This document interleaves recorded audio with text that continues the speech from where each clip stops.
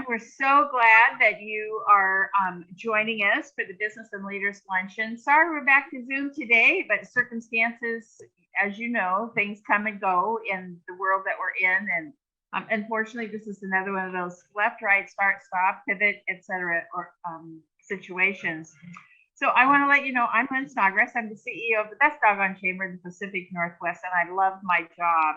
But with us today are also our presenting sponsors, and without them, we couldn't do the great work that we are doing for the region. I want to thank the presenting sponsors for the Business and Leaders Luncheon and their Columbia Bank, the Bowling Company, Portland General Electric, and our newest presenting sponsor is Persimmon Country Club, a strong base of presenting sponsors. We also have a stakeholder sponsor, which is Gresham Barlow School District, up and coming workforce, if you will. And naturally, and not last but not least, our MetroEast community meeting, who are our media sponsors. We are recording this webinar and it will be rebroadcasted. It's available through the cable channels from MetroEast Community Media and through the chamber website. So our program today is of critical importance. What does the future workforce look like? Are you ready? Are they ready? You know, what about the workforce? Not tomorrow's workforce, but next year's workforce. And 5 years from now, as you know, the workforce continues to develop. So today we're going to hear from a hidden treasure in our community.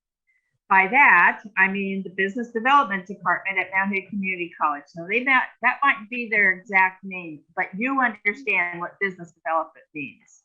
If you're a student, you may already know about the opportunity at Mount Hood Community College, or you've received a grade from one of our panelists today. But as a business entity, you might not realize this asset and the availability of it to you, for yourself or your staff, or as a resource for potential new members, new team members. Thus, it's a hidden treasure. This last minute change, as I mentioned, from in-person to virtual was a necessity, and entrepreneurs can pivot like that. There's been 2 years of start, stop, pivot, start again. Today is no different, but we will keep this opportunity available for you to ask your questions, and as we do, just like when we meet in person. So I'm going to ask that you post your questions in the chat box, and after the presentation is over, we'll go to the chat box and Erin will read the questions off. We're going to also have an opportunity to answer their questions. So after that, they will pose some questions to us. You can answer in the chat box or take the question down and then respond at a later time. We'll give you those instructions. So I want to introduce our panelists. Each one are going to talk during the presentation, kind of back and forth, but I want to let you know who you're hearing from. Andy Wong, he's I'm going to call it the hands-on person of the three that are here. And that's because he's actually been in business, managing a business. He's had his teaching career since 1984, and he taught at four-year universities, but he's been at Mount Hood for the last 15 years. He's worked as a banker. He's worked in Japan with private Japanese companies. He's done marketing and sales and high technology. He teaches a list of business classes. He says that he considers himself as the one who gives students more tools, not only to navigate their way in business, but also through life. Life skills are really important. Andy, we appreciate you. He's with, he has the MBA program and he's an MA instructor as well as business. Another speaker on the panel this morning is going to be Anna Johnson, also MBA and MS instructor. She's our software techie person, if you will. Background is 25 years as a software trainer. Former librarian at Mount Hood Community College. I didn't know Mount Hood College have a library, so that's another treasure. I'm just teasing. I didn't know that. She's got experience prior to teaching, which include graphic design, retail, office support. She's not been on the faculty since 2006. And she's been the recipient of the Mount Hood Community College Distinguished Teaching Award in 2017. That's a lot of competition to be recognized like that. Congratulations, Anna. Her teaching focus has been business computing, management info, systems, project management, and data analytics.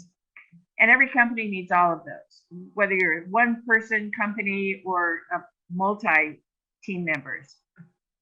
Our third panelist is Kristin Lima, Education, MBA, Dean, Applied Technologies, Business and Information Systems. I'm going to give her a shout out right away. She was the Educator of the Year, won the Educator of the Year award from the Chamber of Commerce in San Francisco in the Bay Area. Her partnerships then included working with small businesses to recruit workers, developing a training center with the local fire department, and designing internship programs with large corporations such as BART and Tesla.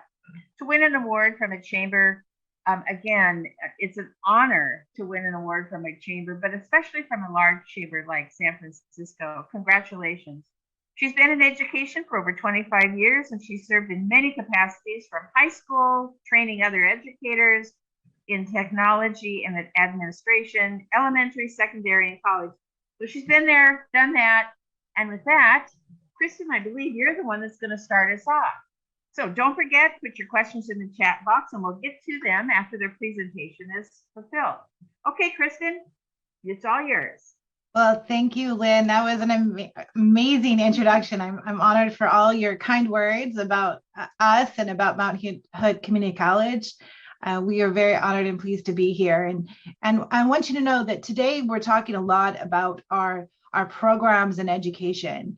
You know, Mount Hood is a lot larger than that, but we represent the business division for students to earn their associates and or transfer to a four-year institution. So we're going to talk a little bit about that, but also about what, just a little bit more about Mount Hood. So we're going to first off give you a little overview, see why we're so amazing, talk about our team, look at some of the degrees and certificates we offer, and then what student supports are in place, what colleges we are articulated with, so you know that when you attend Mount Hood, where you can go from there. And then we're going to open up for your questions. And then we do have some great questions for you, because this is a partnership. Mount Hood is, the main word in there is community, and that's one of the most important things. And we want to make sure you know that as we work together, we want to educate your next workforce. So what makes Mount Hood Community College amazing? Well, of course, first of us, this great team that we have here today, but also it's your local access to education. We have career education, which business is part of that, but the great thing about business is not only career education, it's also a transfer. So it offers opportunities for students to explore all types of different aspects of business. We also have career education and many, many, many other fields, 162 different ones, I believe is our number. We not only transfer for business, but pretty much every other degree possibility out there. And so we like to look at ourselves as one who, you know, start here, go anywhere. In addition, we have adult basic skills. If you have some workers who need some support in English language arts or learning English as a second language, we have that for you. We also have some classes and math to help workers and students as well. Our apprenticeship program is one of the largest in the state. We also have community education, which is something you might be interested in if you would like to train your workers. You can work with our community education. One thing I didn't list on there, which you're probably the most interested in, is our small business center, which is also a support for you. Most important in everything we do is our equity in education.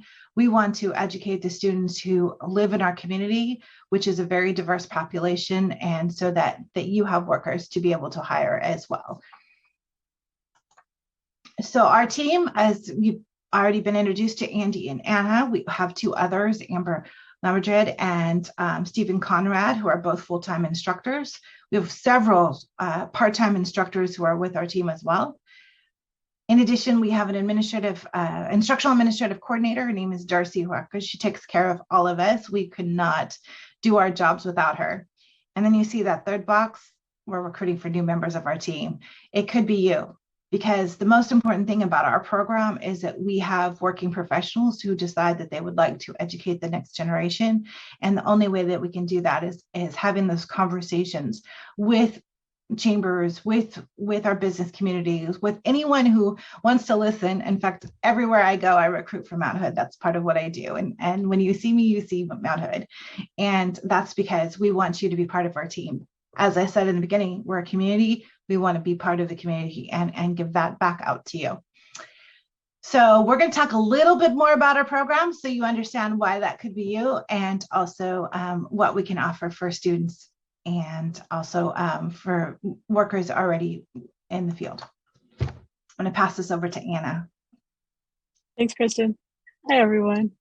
So on the screen now, you see lots of different options for students who want to major in business at Mount Hood Community College. We have transfer degrees, and we also have career technical degrees. So the main difference between those is, where are you going to go next after Mount Hood? Do you want to go directly to the workforce, or do you want to continue your education and keep going toward a bachelor's degree and beyond? So the business transfer degree prepares students to major in business at a university. Most of the students do stay in Oregon, but we always have a few who want to go out of state. I just helped a student transfer to a school in New York. That was fun. She didn't know where to begin, but we had fun Googling together to find the greatest business schools in New York. A lot of the other degrees are intended to train people for work-specific skills. So you'll see several in accounting. We also have marketing, entrepreneurship, small business. So these are paths toward skills training in those discrete areas of business. So if you have employees who want to advance their skills in these areas, or maybe you're thinking that a degree would really benefit them and where they want to go next, those degrees would be a great path. Some of them, the ones that are called certificate, are sort of smaller credentials nested inside the degrees. And when we say degree at Mount Hood, we're talking about an associate degree. I don't like to say 2-year degree, because for most of our students, it takes far longer than 2 years, because community college students have a lot going on. They've all got jobs and families and other commitments. So a lot of our students are part-time students, but they're at Mount Hood to get the skills they need to go somewhere else. So that's all of our different offerings. Just want to mention quickly this, sorry, Kristin, the very last box, can you go back one? Mobile app development and marketing. That's a pretty new option, and that's a very fun to me because I'm a computer nerd, as Lynn said. This is a partnership between our business program and the computer side of the house at Mount Hood. And it's for students who want to use their marketing ideas to make an app, a mobile app for Android or iPhones. So that's something that we offer too. If you have ideas for an app and you don't know what to do next, we can help you with that. All right, now I'm ready for the next slide. Okay, so Kristin was mentioning all of the different academic programs that Mount Hood has, but I think for a college of our size and for an urban college, we also have an amazing amount of support for the students. Sometimes people have a perception of a community college as just a commuter situation where you drive to school, go to class, leave, you never talk to anybody. That is not true at Mount Hood. Even in these Zoom times, we have amazing amount of wraparound services for the students. So things like access to financial resources to pay for school, or maybe you need tutoring in math or writing, those aren't barriers to success because there's a lot of support. The class sizes are really small. We know our students' names when we check on them. Andy's very famous for calling students who don't come to class and checking on them. So it's an awesome place to be a student, including athletics. So if you, hopefully you or someone in your family has attended Mount Hood and you already know all these things, but if you haven't, I really encourage you to check out some of the opportunities that we have in addition to academics. Okay. I'll pass this off to Andy. Great. Well, we are very fortunate to have some wonderful relationships with our public schools. You can see the list of them. Many of our students have transferred from Mount Hood to those 7 different schools in all parts of the state, with the understanding that they want to improve and increase their skill set as well as to make themselves more marketable. And so each school has their own specific specialty or area of expertise. I have a number of students, for example, who come to me and say, I really would like to get involved in sports marketing because that's the up and coming area that there's many opportunities. I say, well, great. University of Oregon has a wonderful sports marketing program. A number of my students, I would say probably over half of them say they want to either start a small business or get involved with a small business. And I say, wonderful. Oregon State University has a tremendous entrepreneurship program in their college of entrepreneurship. Some of my students will say, I really like the online format that I've taken here at Mount Hood, and I'd like to be able to continue my education in that way. And so Eastern Oregon University and Oregon State University now have fully online transfer programs. So they can transfer from Mount Hood to those universities seamlessly and complete their 4-year degree. So these schools that we have connections with are wonderful relationships. I do want to make a note that's beyond this particular slide, and that is we never want to forget the private schools, because they also provide an opportunity for our students to gain an education in either specialized areas or in smaller venues, because the state schools obviously are rather large, with 2 exceptions. And so we have partnerships with Warner Pacific University, Linfield University. We've sent students to George Fox University. We have relationships with Grand Canyon University in Arizona. So there are a number of private schools that we also have connections with, if that's something that would work for that student's needs. And so if you're thinking about going to school, we can help you in these ways. If you know people within your organization that would like to go on and complete their 4-year degree, we have many, many options for them. Please come see us about that.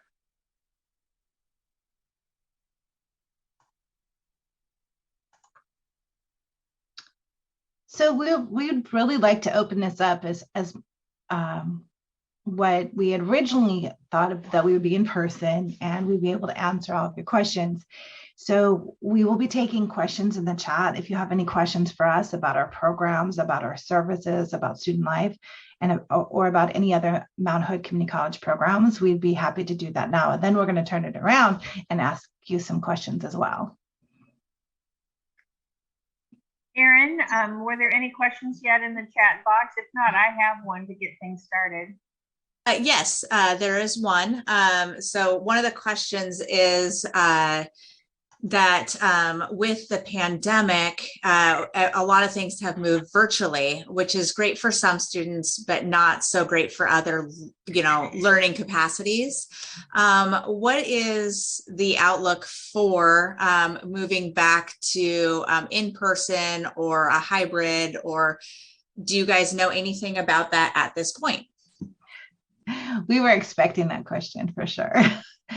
So by fall semester, we will have kind of back to what pre-pandemic, especially in the business department, but I can answer for Mount Hood Community College as a whole as well. But in the business department, as it was on Anna's slide, is that we had online classes, which could also have a component of a hybrid, which would then have a face-to-face, and then we had face-to-face, and we had completely asynchronous. So as we return to fall semester or term, sorry, I'm from a semester system, so I have to get that out of my head. But anyway, as a fall term, we will be expanding those offerings for both in-person, the hybrid, which could either be a Zoom face-to-face component, or it could be on campus, and then also with our asynchronous returning to that. We have found that there's a lot of students who choose different modalities to learn, and also recognizing that now with the cost of gas at over $5 a gallon, that the opportunities to come to campus might be minimized because they have an opportunity to do the Zoom, but we also found a lot of students who need that interaction with their faculty to be the most successful.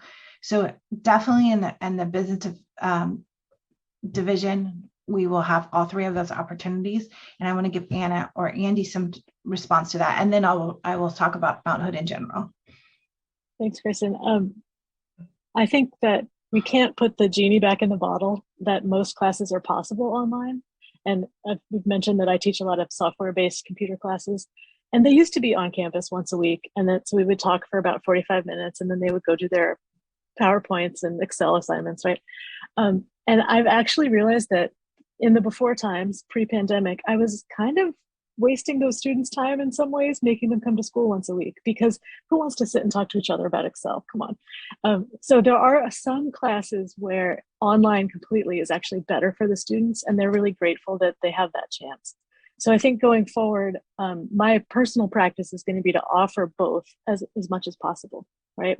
Knowing that we can do every class completely online, sure, let's try, because it works for some students. But I am really eager to return to, for the students that need it, the once a week at least opportunity on campus.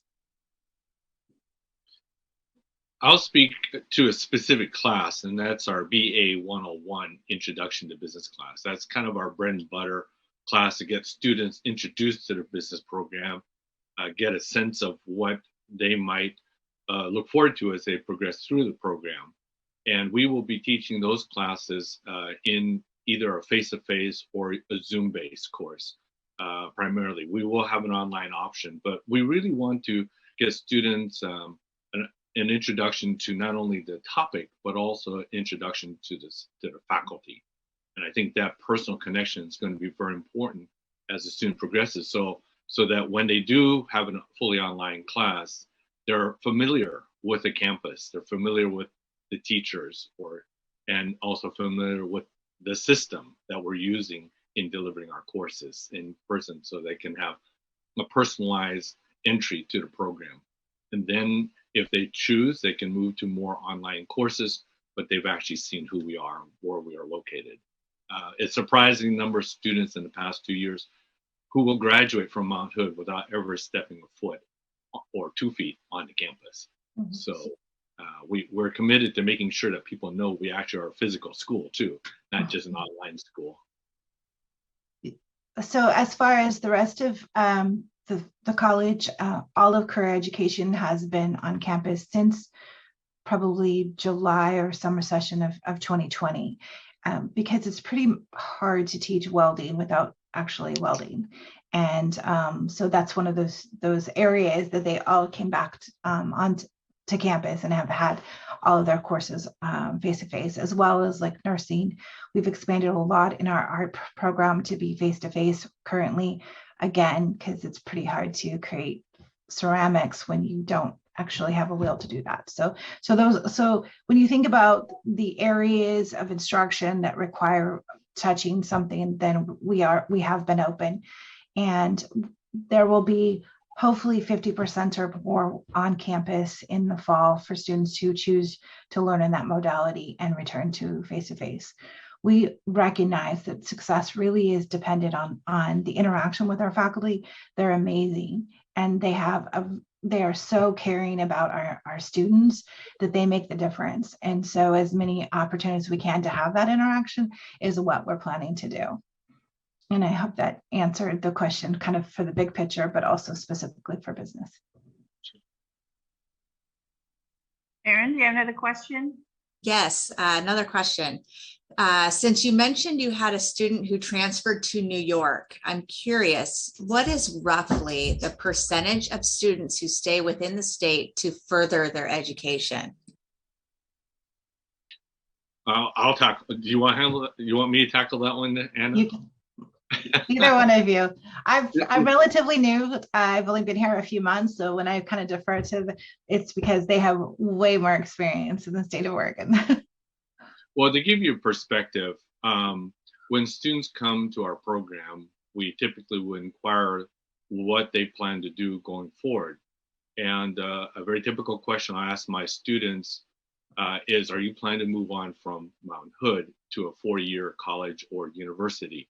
And I would say over half are moving on to complete a bachelor's degree. In terms of the actual number of people leaving the state, here's our challenge. Our program has been tailored primarily to meet the needs of the public universities in the state of Oregon. Mm-hmm. So as students are using our program, and I should explain, our transfer program is statewide, so it's not a Mount Hood unique program. It is a program that's used by all 17 community colleges in the state of Oregon. And so therefore, there's a certain structure that we all have to follow, which I was privileged to be part of in terms of developing a new structure for the transfer programs that's unique to Oregon. However, some schools around the country have said, we will accept that particular transfer degree because it does meet the minimum, what we refer to as general education requirements.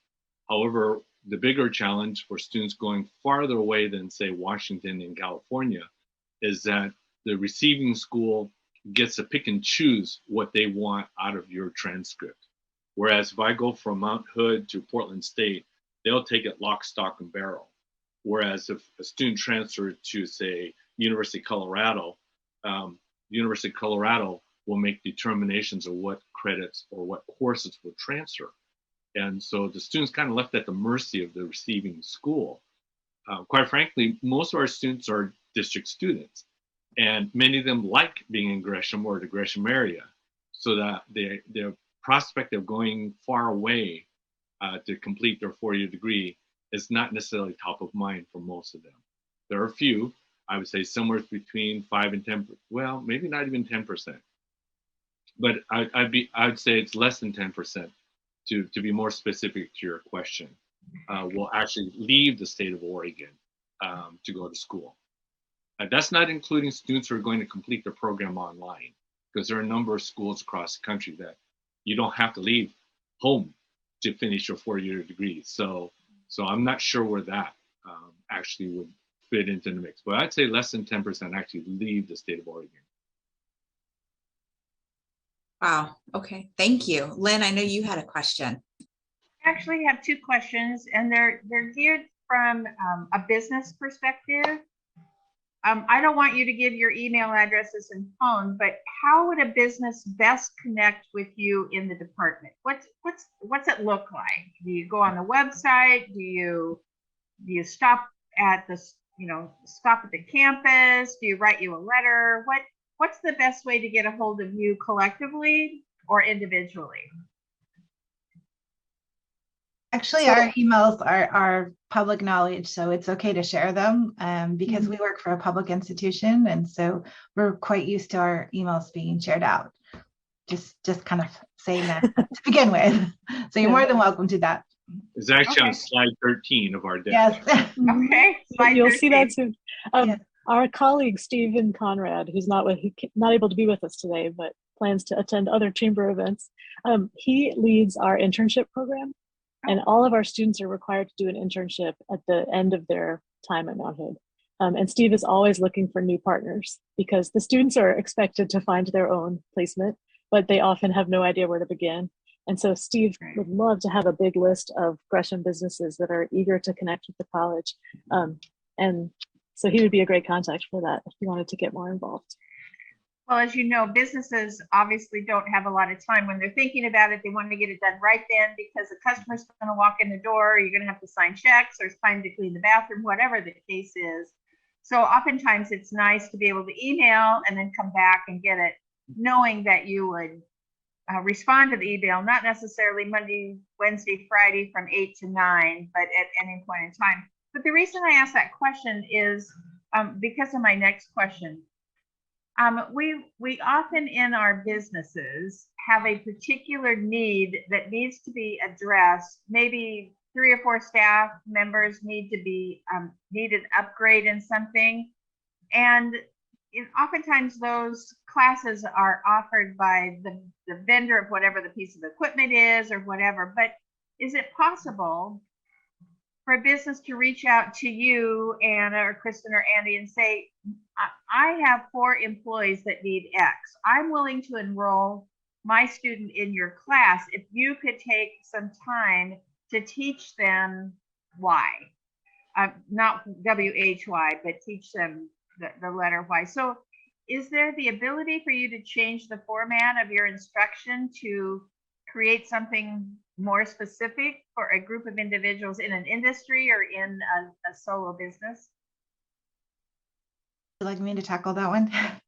So as far as our transfer level courses, we have to go along by what the course outline is, because we have made these partnerships with the schools we're transferred to that say we're going to teach this. So if what is in there could be adapted or could be examples within the whatever industry it is, it's possible, but the course outline is not going to change.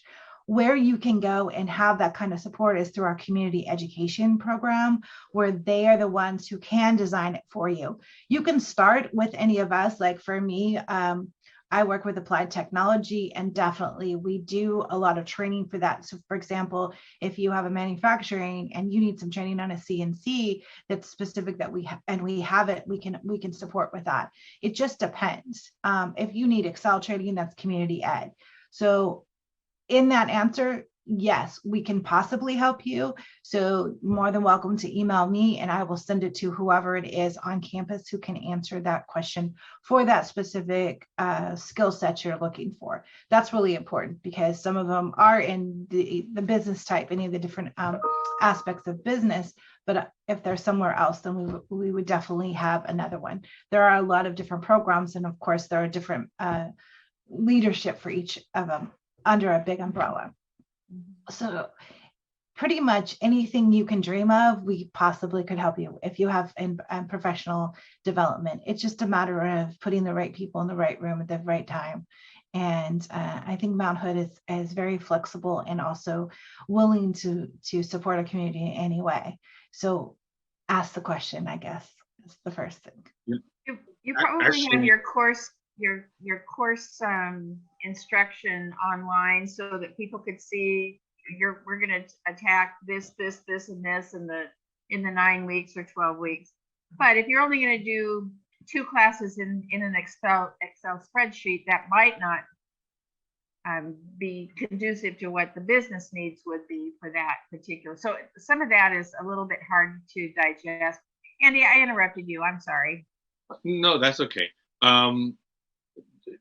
Because you were continuing your question, we do have 1 credit courses where a student can come in and get immersed in a particular skill set. Okay. And so that would be like a class that meets once a week, or maybe just an hour a week, or so it's like an Excel 1, Excel 2, Word PowerPoint 1, PowerPoint 2, or if they need keyboarding or something like that. Some of these classes are very specific to a type of skill. I'm kind of speaking for Anna at this moment because it's really her area of expertise. But I wanted to address your specific question about, can we tailor? We have in the past done that. For example, we had a group of electricians who said, we need to have a specific cohort for our group. We want to teach them more about leadership, but they need to be together as a unique unit. And so we created a special section, and we taught the course 2 or 3 years in a row in the winter term. My former colleague, who's retired now, taught the course. And so when we've had those kinds of specific needs, we've been able to tailor. But as we all know, we need a critical mass to do that. So if you're saying 3 or 4, it would be probably more in the community education realm. Whereas if you're saying, we got a group of 20 people who need a specific training and they need to do it together, we have a history of having done that before. And as long as we have the course already on our books in some way, then we can offer credit for it. Community ed would be more of a non-credit or putting together the package you would like. If you want Word and Excel together, that type of thing. But if they would like credits and earning towards a degree, that's kind of the cohort programs that what Andy was just talking about. But we've done with different industries. If you want to pull together saying, okay, between the 10 different businesses who are part of the chamber, we would like to offer this cohort, and they're working together, we can do that as well. And as I started the presentation with, this is we're always recruiting people to be part of our team. So it may be you have somebody who could teach it, who would meet our minimum qualifications, and it's very possible we can add them on to teach the class for us. So, and run through our system. All right, Erin, I've got another question, but I'd be happy to let someone else go. Well, actually, it's funny because the next question was exactly what Kristin had just answered. And I'm sorry, Lynn, why don't you go ahead? All right. She has a new puppy, and the fact that it's barking is a good sign that it's not chewing something up. So that's a good thing for her. I do have a question. It's twofold. Who teaches soft skills, and how are they held accountable? We have a slide about soft skills, Lynn. Good thinking. We do. We're on the same page. So can we, do you want to defer that, or you want to answer it now, Anna? Oh, if you want to defer it, that's fine with me, but Let's hold that thought. So important. So Definitely. if you want to continue, and then you can start asking your questions. Kristin, the show's yours. You run it. Well, I wanted to make sure that we answered the last question that Erin thought can you see it in the question and answer that she was going to read? Erin, are you back? You guys answered it, so it was perfect. Thank you. Okay. All right. So we'll go ahead and move on to some of the questions that we had, and feel free to put into the chat or into the question and answer if you have more information you'd like us to talk about or answer some of those questions. So this was our first question, and I think that's going to Anna, right? That is, yeah. So you can definitely put if you have a response to these now, please put them in the chat, but these can also be questions to think about and get in touch with us later. We will share our email addresses at the end of the presentation. And we would love to talk to you. Excuse me, Anna. And for those that are listening, we will be sending these questions out via newsletter, and they'll be on our website as well. So you'll have other opportunities if you don't have time to answer now, or to share them to your group. So go ahead, Anna. Thank you, Lynn. Thank you, Lynn. So the first question we have for you is looking at the different types of business degrees that we currently offer. The general business is the transfer degree. It's students who know they want to go into business, but they haven't yet picked a specialty, right? So general business, of course. But then what we currently offer is specific degrees in accounting, marketing and sales, entrepreneurship, and then that mobile app development. And so we're curious if you think there are other business-related degrees that we should offer. And you can answer now if you have ideas. We're happy to have a conversation about it. But this is also just a, thought for later. We base our curriculum around the needs of the community. That is true. We have an advisory committee that guides us. And when we add something new, like mobile app development, the most recent edition, it was because there was a need for someone with those skills in the community, right? So this list is not set in stone, and we would really, truly appreciate some feedback about what we're missing. If there's a big category that you don't see on that list, let us know. And a question about the list, where would personnel management fall? Managing people is complicated, as you know, and you don't necessarily need a degree in that, because as soon as you get it, it's old and it doesn't work anymore because there's a new problem, because there's a bazillion million people. But what area of business touches on personnel management? So HR, all of our students take one HR class, and then if they intend to be HR professionals, that usually requires a bachelor's degree. So that would be something that they would more narrowly focus on at the university level. We did have, but no longer have, an administrative office program that had an HR focus that was a career technical degree, but that's not offered at college anymore. But everybody does take an HR class, and a lot of the students get really excited about HR for the first time in that class, and they say, I found it, this is what I want to do with my life. But it's usually a specialty at the university level. Okay, good to know.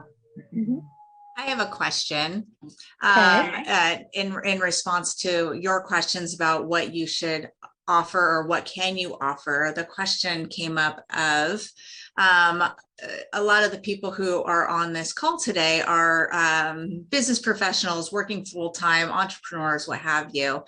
So going back and getting a degree or, additional education experiences can feel daunting when they're already, working, 50, 60 hours a week.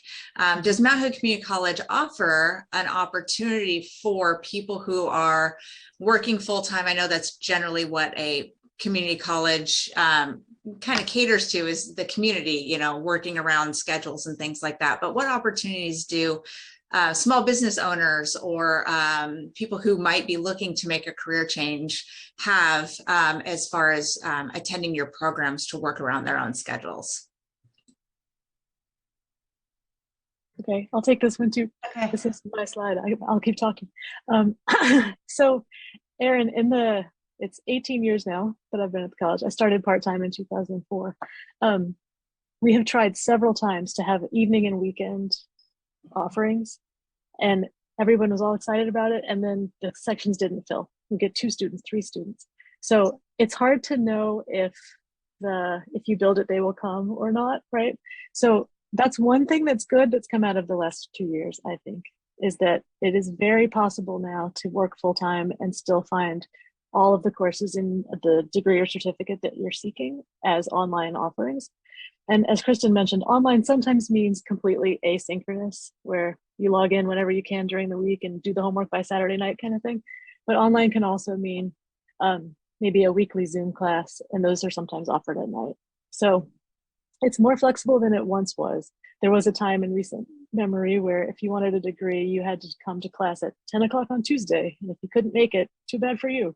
But that has luckily changed. So I would say in general, it's much more flexible now, but that flexibility often means online learning because we don't have the interest in night and weekend classes. I wish we did, but it hasn't come through yet.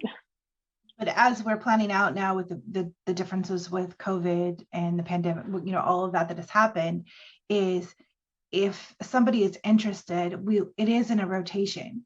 So within the 2-year period, we should be able to offer every class within each of those 3 modalities so that you would be able to finish a certificate or a degree within a reasonable time period. We do, like Anna said before, call it a 2-year degree, but it really is because that's the time frame of what they say of the number of credits that a student takes. But very few students are able to finish within a 2-year, even full-time, just because you don't know what prereqs they needed to complete beforehand, and then you also might need some extra credits that could transfer. And the more credits a student can take at our level saves them an additional amount of money at the next level. So we do encourage them to take as many as possible that will transfer. But as we're looking at this rotation and what's happening for fall, and then from then on, from the 2-year period, you'll be able to rotate through the classes, whatever modality it is, so that over the 2-year period, we would have at least once in that modality. So either it's a hybrid or completely asynchronous or a face-to-face. I'm going to share a story right now, a personal story. When I managed the garden center, once a year I go to the retail shows out of state to see what the new product lines were and all, those. And I'd get so excited, and I'd order stuff, and it would come back. And I can remember many times where I'd order a specific line that I thought was the best thing since Hershey's syrup with a cherry on top. I mean, it was just so cool. And I'd paint the shelves, and I'd stock it just right, and I'd do all the design in the shelves, I'd price it right, and nobody else wanted it. I mean, it wouldn't sell. So I'll give it one more year. I'll market it differently. I'll change the price. I'll do whatever, because I knew I made a good decision, and everything was right there. So when you make those kinds of decisions as a retail and it doesn't sell, you got to cut it out. You can't, no matter how much you like it, you have to eliminate that department, eliminate that line. And the college is no different. They could have the best thing, and a couple people think it's wonderful, but they need a critical mass in order to cover their costs. And it's not that students are the product, but the critical mass is, in order to keep the doors open. So it's our responsibility as a business community to make sure that this asset is being utilized. And if we suggest something, we got to follow through and help them with that. So, Annie, I hope I didn't interrupt you once again, but I wanted to parallel that with what a business decision is. Mhm. The college makes business decisions too, and it's not a matter of who gives the most money to a particular program to fund it. It's a matter of seats, of bottoms in the seats, which Absolutely. is a nice way of saying the other way. Thank you, Lynn. Let Absolutely. me- oh, go ahead. No, Andy, I was just confirming what Lynn said. Oh, I'm sorry. I was actually going to piggyback off of what Anna was saying, but let me address your specific comment there, Lynn. This is the reason why we try to emphasize to students that there's no one place to get all the information you need to make those kinds of business decisions. When in our introduction business class, we talk about the sources of information that you might get to help you make good choices. First of all, go talk to the people at the Chamber of Commerce. Visit with the people at the Small Business Development Center at Mount Hood. Take advantage of Small Business Administration. Talk to the people at SCORE. Go to see Kristen Childs over at the Gresham Small Business Center. Tap into those resources that are many times free, because they often can provide you maybe different viewpoints of how you might develop your marketing program. And so to have the expectation that one class or one source would give you everything that you need, it might be necessary for you to kind of broaden that. And I think it's very important for our students to realize that there are so many different places they can get help. And I do plug all of them, because each one of them have assisted our students specifically over the 15 years I've been at the college. And I feel very fortunate that we have those resources available to them. So Kristen, we're at 12:15. If you want to continue on to the next question, I just want to make sure all the questions get put on the video Okay. that are recorded. Okay, Lynn, here you go. Here's your soft skills. See, great minds think alike. So this is something we think about a lot, right? We're preparing students with discipline-specific knowledge, but we know that our job is also to help them have better soft skills. Kristen found a great graphic of soft skills. So we were really curious which soft skills your business needs the most. Is it interpersonal skills? Do you need someone who knows how to be pleasant under stress more than you need anything else? Is it time management, decision-making? We're very curious for your feedback here. But we do want you to know that we talk about this in every single course. Over the years I've been teaching, I have shifted so much more from delivering content to delivering guidance and facilitation around soft skills improvement. You can learn like what buttons to click in Excel on Google now, right? So I don't spend time in class talking about that anymore as much as I talk about what would you do if this problem came up at work? What about this source of conflict? How would you resolve it? So here's our soft skills moment. What do you need? I need to be waited on by people that look me in the eye, respect the fact that I'm over 65 and talk louder, smile, and are grateful that I'm in the building and thank me for coming. And those kinds of soft skills are lacking. And there doesn't seem to be any accountability as you go through K through 12 to teach those or to hold people accountable to have some of those skills. So network is important, communication important, all of those are critical, and I'm so glad that you offer them. But sometimes just the simplest of things, I don't care how good you are at influencing and persuasion, but if you don't look me in the eye, that's not a good thing for me personally. Mm-hmm. And Lynn, you make a very good point, looking in the eye. That gives credence to face-to-face instruction too. Yeah. Because you can't teach some of those specific skills that you're talking about on an online format asynchronous. It's challenging because you don't have that personal contact, and which is why, unfortunately, two of our members are not here. You'll find that each one of us, hopefully me and others, are approachable, so that students feel as if that personalized instruction really helps build their personal confidence in how they're developing not only as a student, but as you suggest, as a person. And so that really is an important part of what that personalized instruction provides. Well, I've said my piece on it. Thank you. Thank you, Anna, for having a specific thing, a Lynn question there. There you go. Here's your Lynn question. Another course that Andy teaches is an ethics class in the workplace. And so that is another one we encourage students to take, because it does embed a lot of these soft skills into it, because they kind of go hand in hand in a lot of it. So absolutely, it's definitely an amazing class, and you can just tell by the way he presents today that it would be a class you'd want your student to be in, or your child, or your niece or nephew, or something like that. I think the next one is for Andy. Okay, so I am going to leave myself a little time to share something that might be helpful to the wider audience, but I'm going to go ahead and just tackle this section first.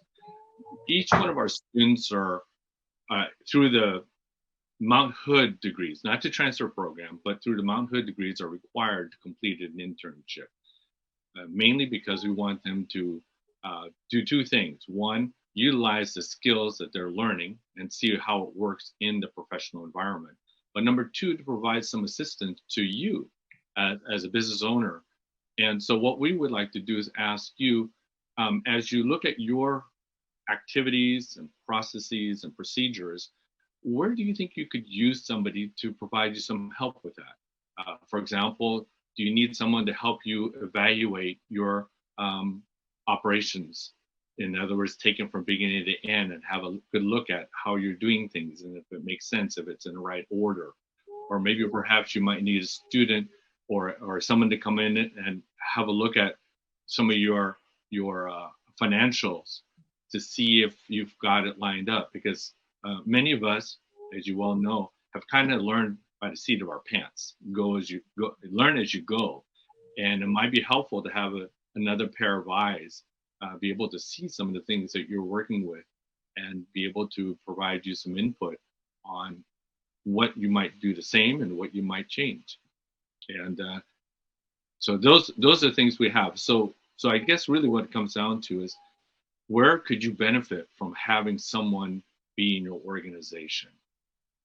Recognizing that you can tailor the specific opportunity to the needs that you have, that maybe perhaps your own staff may or may not be able to get to in their own daily activities. So that's one thought. The second is, we obviously are preparing students to be in a professional work environment. And as Kristin was saying, we do work on and Anna, I'm sorry, work on soft skills so they're more capable of interacting with people. However, obviously you screen the people that are going to be part of your organization. And are there specific things that you look for? Lynn might be looking for a person who's going to look her in the eye while they do an interview. So somebody who can't or won't look at her in the eye may not necessarily be the best potential candidate for her organization. We would like to ask, what specific characteristics? I share with my students that for years, a particular interview tactic was to take the candidate out to lunch. And if the candidate used salt before they tasted their food, it meant that this person might make some presumptions about things that may or may not necessarily be true. And so they make a presumption that it needs salt. And that might be one way of indicating someone's kind of work and also personal traits that might be helpful for you to be aware of. That's what I share with my students. So that would be very helpful for us to have a good understanding of some of the things that would be helpful to you as you look for specific candidates. All right. Are there any chat questions yet, Erin, for us? Yes. Yeah, there is on this subject. One of the questions is, as a small business owner, small business owners don't necessarily know how to interview. or know Mhm. what to look for, other than can I trust them in my gut? What are some general questions that I can ask in an interview? And I know that when you're in HR and you get a degree in HR, you learn a lot about, salting your food and those kinds of things that have a little bit of a deeper meaning, or know different questions to ask in the moment that might give you a better perspective. So are there ways that business owners can learn how to more effectively interview and hire people based on more than just my gut feeling, or these 5 interview questions that I think I need to ask, when really they're not necessarily very important? Well, my feedback on that is take your time. In all significant decisions in your business, I would assume that you're going to take a little time to make sure you make a good choice.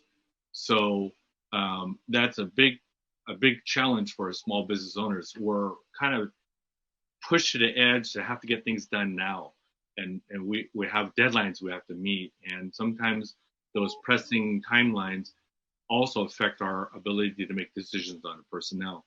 But as I tell my students, people are your most important asset. People are your most important asset. And if they truly are your most important asset, then hopefully you'll take the time to do it well for yourself. And as I tell my students, be prepared, because a lot of employers are going to ask you to think as opposed to just answer. So be prepared for open-ended questions. That's what I tell a lot of my students, is that employers are now using open-ended questions because it forces them to expose themselves to what they really think, as opposed to saying, well, where did you get your degree at? How long were you in school? What's most interesting about your classes that you took? But rather just ask the question is, as you think about the classes you took at Mount Hood, what was a significant learning you had from your leadership class or from your introduction to business class? That gives them an employer an opportunity to say, number one, they actually remembered something they learned, which is important, because if you're going to teach them something and they forget what you taught them, that doesn't do you much good at all as an employer. But number two, it forces the candidate to answer in a way that they have to think on their feet, because you as a small business owner probably don't have a lot of employees. And if your people can't think on their feet when a customer walks in the door or a supplier gives you a phone call, that's going to be a challenge for them to be effective. And so they have to be able to respond appropriately. And then I personally feel that you absolutely must do your interviews in person. Now, this is a huge bias on my part, because I know that a lot of people with COVID are doing interviews via Zoom, but you don't know me because you only see this much of me right now. You don't see everything that's going on, how I'm sweating or not sweating, how I'm twitching or jittery as I'm talking. The cues just aren't there for you. And I think a lot of people, when they finally meet the person who's going to work for them, are surprised, because, gee, I didn't realize there was all this to know about you that I didn't learn through the interview. So the biggest message I have is take your time. People are your most important asset. You want to make sure you make a good choice. The saying is hire slow, fire fast. And it's very true. Do your due diligence.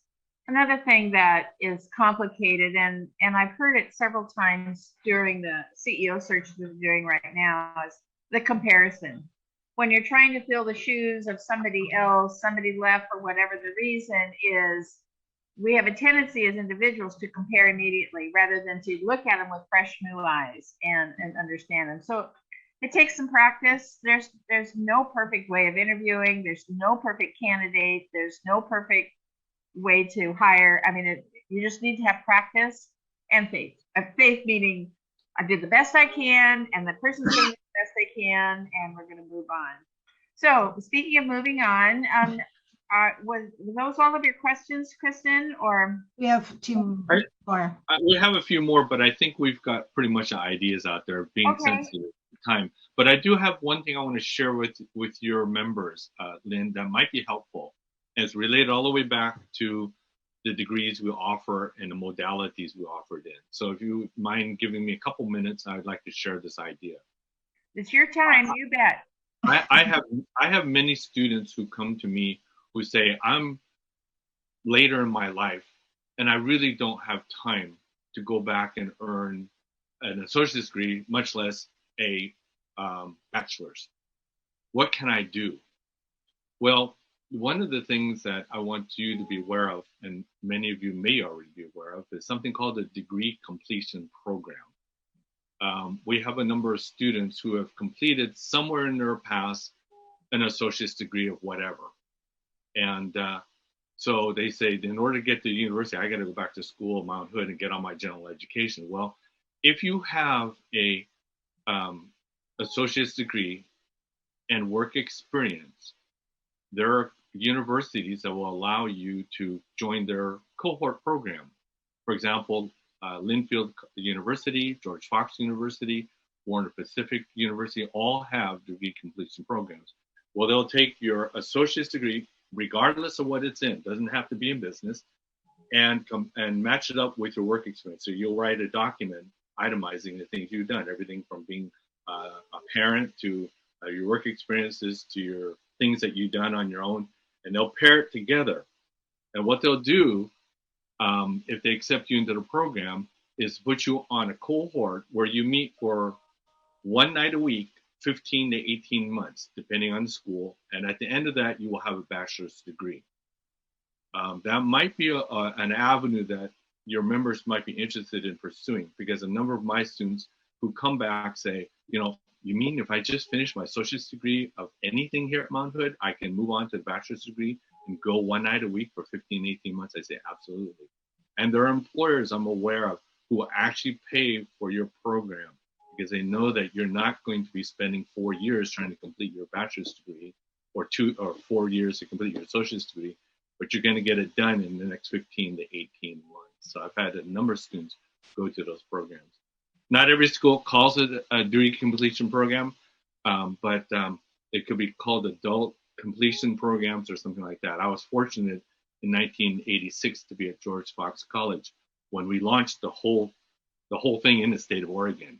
We borrowed a model in the state of Illinois, and we were skeptical, quite frankly, at first. But in 1986, George Fox launched their degree completion program, and I was privileged to be there when they did that, and now we have it throughout. I believe that Portland State University may even have some similar program, but it's the private universities that have actually taken it on as a model to help people more expeditiously complete their bachelor's degree. We have a lot of great models in Oregon, actually, in a wide range of industries. So, Kristin, we're going to wrap this up. Do you have anything that you want to complete and finish up by saying? Sure. And kind of it goes with the last questions that we had, is that we want to make sure that we stay in touch with you. So just like you asked us about our emails and how to contact, we also want ways that we can contact you and what's the best way we can do that to stay in touch, because this is not just a one time. We know with any type of outreach is that the more touches we can have, the more likely that we are going to have the partnerships and build those the way that we want them to do. So we started this conversation with Lynn a few months ago, and we hope to continue this as long as you'll have us, and also to make sure that you see Mount Hood as a resource that you can call on us for anything. So back to that question about interviewing, we may have a community ed class already in place for that, and it's a large college, so it's not something that maybe any of us could answer, but it's something that we could create. And I really believe that that's the motivation behind the college right now is we're here to support, and we're here to create, and we're here to move forward, and we're super excited to be in that space. So, Kristin, congratulations on the position that you have. And as you mentioned, I spoke with several of you and an additional group a couple of months ago, and you're manning an amazing team, and I appreciate the fact.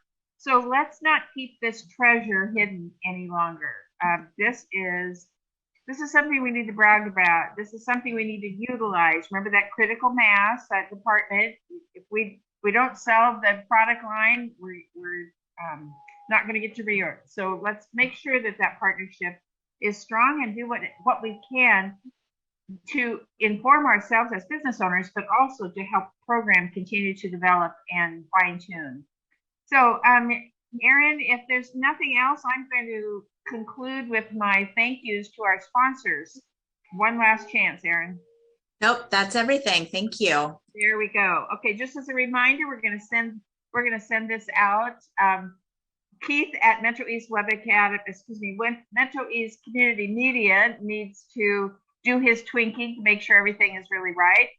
But we will have it loaded on our website. We'll utilize our newsletter and get the questions out, and then forward them to Kristin so that she can, or link it to Kristin so that she can waller in our well here, all the answers that you've asked for.